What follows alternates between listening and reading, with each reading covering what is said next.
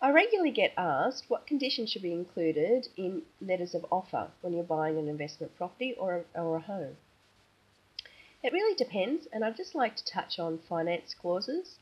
Finance clauses are essentially a clause that you put in place that say that your offer is conditional on you getting finance that's acceptable to you.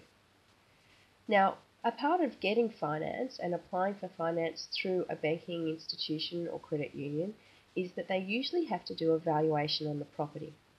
The danger of not actually having a finance clause in place or putting in and exchanging very quickly on a property is that the valuer will come back and say that the property is not worth what you've actually offered. This can happen especially in a rising market. Now, what can happen is the valuer only has information that's 3 months old to look at for comparable sales.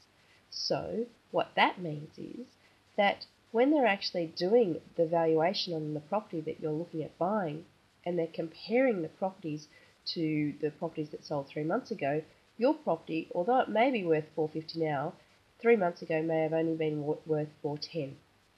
So, if you've applied for a loan against that property, and for instance, an 80% loan on a $450,000 property, and the valuation comes back at $410,000, the bank will only allow you to borrow 80% of $410,000, but you personally have to make up the extra $40,000.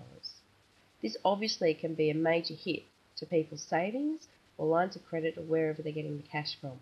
And if you're committed to making that purchase, i.e. if you've exchanged contracts with no cooling off, then it's going to be difficult to get out of that contract.